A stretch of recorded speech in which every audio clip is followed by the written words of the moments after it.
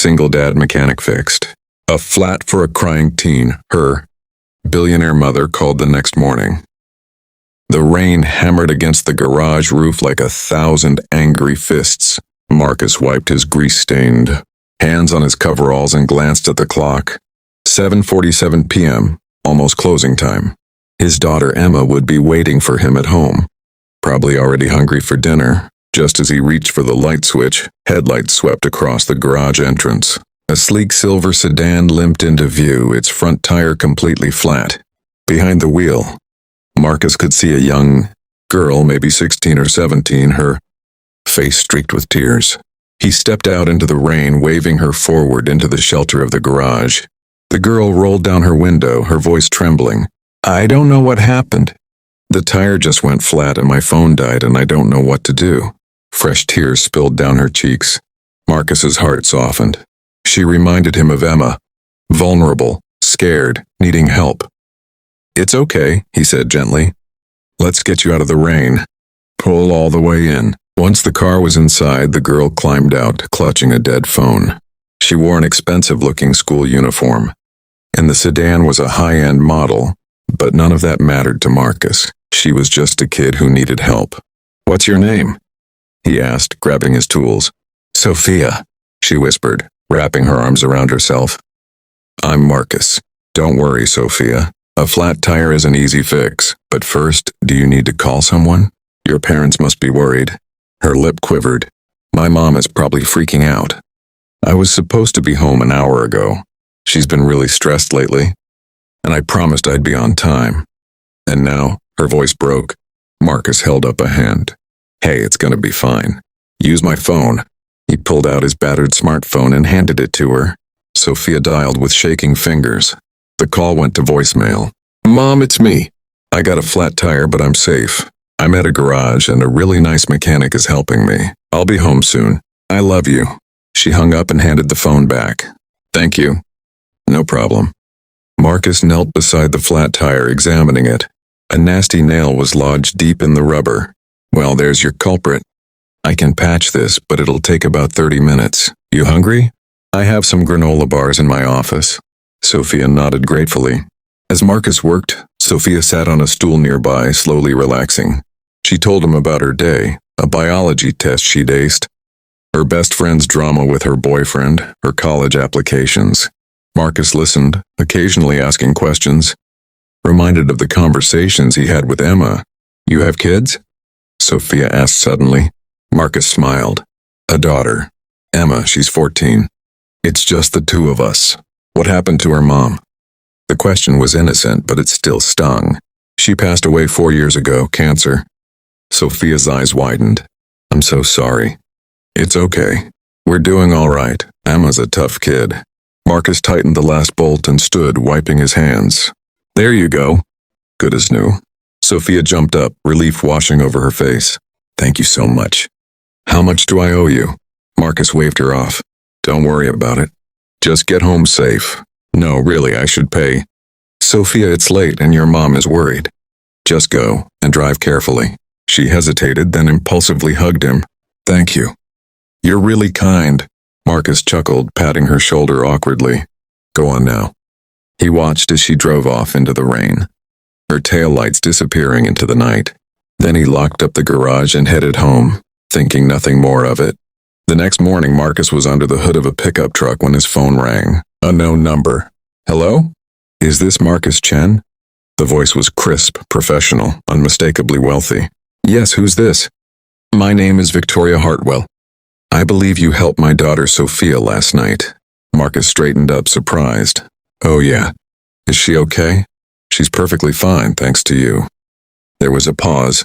"Mr. Chen, I'd like to thank you properly. Would you be available to meet me this morning? Say 10 o'clock? Marcus glanced at his grease-covered hands. Sure, I guess. Where?" "I'll come to you." "Your garage, correct?" "Yeah, but you really don't need to." "I insist. I'll see you at 10. The line went dead. Marcus stared at his phone, bewildered. What had he gotten himself into? At exactly 10 o'clock, a black SUV pulled up to the garage. Out stepped a woman who could only be described as commanding. Tall, blonde, impeccably dressed in a white designer suit, She moved with the confidence of someone who owned boardrooms. Two men in dark suits flanked her, bodyguards, Marcus realized. He wiped his hands nervously as she approached, her heels clicking on the concrete. "Mr. Chen?" She extended a perfectly manicured hand.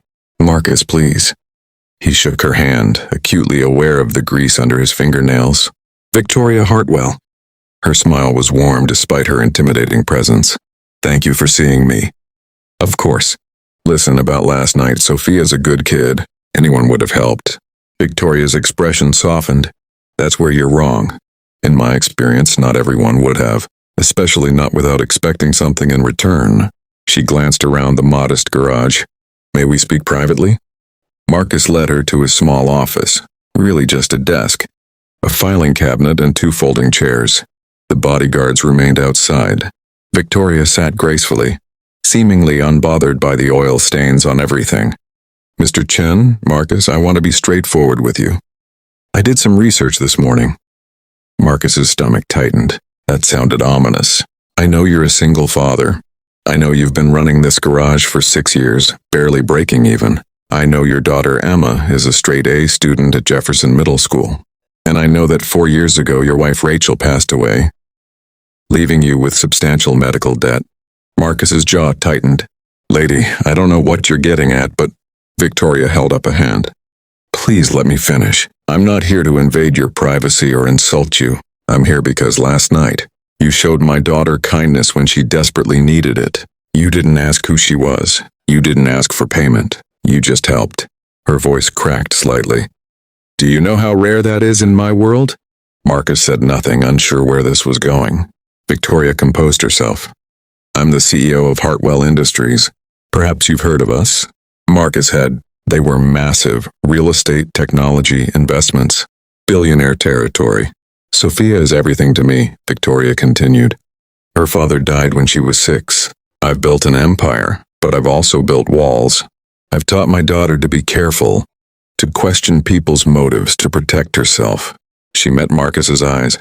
"Last night you reminded me that there are still genuinely good people in the world. People who help without an agenda." "I just fixed a tire," Marcus said quietly. "You did more than that. You made my daughter feel safe. You listened to her. She came home last night and talked about you for an hour. How kind you were. How you reminded her that not everyone is out for something." Victoria paused. "I want to do something for you, Marcus." "That's not necessary." "I'm going to pay off your medical debt." Marcus's breath caught. "What? It's $127,000, correct? Consider it done." "No." Marcus stood abruptly. "No, I can't accept that." "Marcus." "Look, I appreciate it, but I don't take charity. I'm handling my debt. It's slow, but I'm managing." Victoria stood as well, meeting his gaze. "It's not charity. It's gratitude. And frankly, $127,000 is nothing to me. But to you, it's freedom. Freedom to not work 70-hour weeks. Freedom to spend more time with Emma. Freedom to not lie awake at night worrying." Marcus wanted to argue, but she was right. The debt was crushing him. "I can't just—" "Yes, you can." Victoria's voice was firm but kind. "Let me do this. Not because you need rescuing, but because you deserve it. You're a good man, Marcus Chen. Let someone help you for once." The fight went out of him. "Why?" he asked hoarsely. "Why would you do this?" Victoria's eyes glistened. "Because 3 months ago, Sophia tried to hurt herself." The words hit Marcus like a punch. "She's been struggling with depression." Victoria continued, her voice thick. "I've been so focused on work, on building security for our future, that I missed how much she was suffering. We're in therapy now, working on it, but she's still fragile." A tear escaped down Victoria's cheek. "Last night when she didn't come home, when her phone went dead, I thought—" She couldn't finish. Marcus understood. He'd felt that terror before during Rachel's illness, wondering if each day would be her last. "When she finally called from your phone when she came home, safe and actually smiling," Victoria said, "I realized that moment of kindness you showed her mattered more than any amount of money I could spend on therapists or medications. You reminded her that the world can be good, that people can be good." Marcus's throat was tight. "I'm glad she's okay. So please," Victoria said, "let me do this. Not as a billionaire helping a struggling mechanic, but as a mother thanking the man who helped her daughter. Marcus looked at this powerful woman, vulnerable and sincere, and saw not a CEO but a mom just like him, scared, grateful, trying to protect her child. "Okay," he whispered. Victoria smiled, relief flooding her face. "Thank you." 2 weeks later, Marcus stared at his bank statement in disbelief. The debt was gone. All of it, paid in full. He called the number Victoria had given him, and she answered immediately. "Thank you," he said simply. "You're welcome." "How does it feel?" "Unreal. I don't know what to say."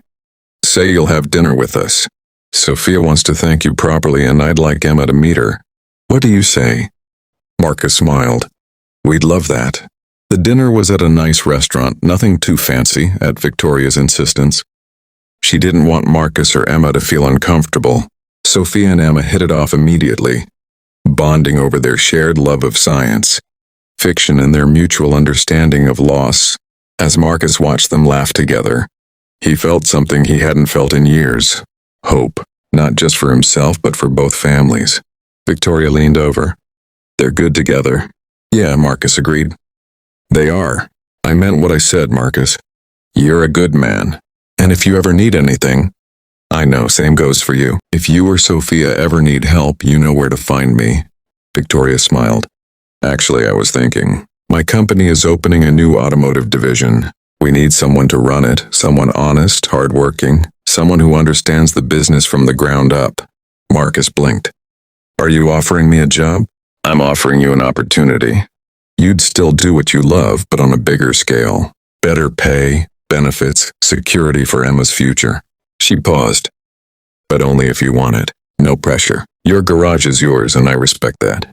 Marcus looked at Emma, giggling with Sophia, carefree for the first time in months. He thought about the endless nights of worry, the bills, the exhaustion. He thought about Rachel and what she would want for their daughter. "Can I think about it?"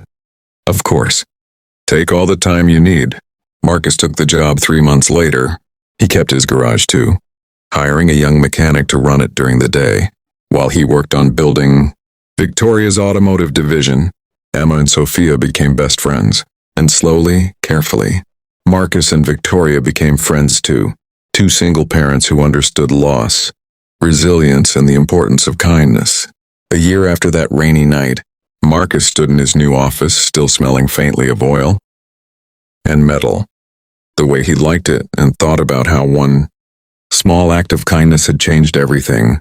He'd fixed a flat tire for a crying teenager, and somehow, that simple moment had fixed something in him too. His phone buzzed, a text from Victoria. "Sophia wants to know if you and Emma are free for dinner Sunday. She misses you guys."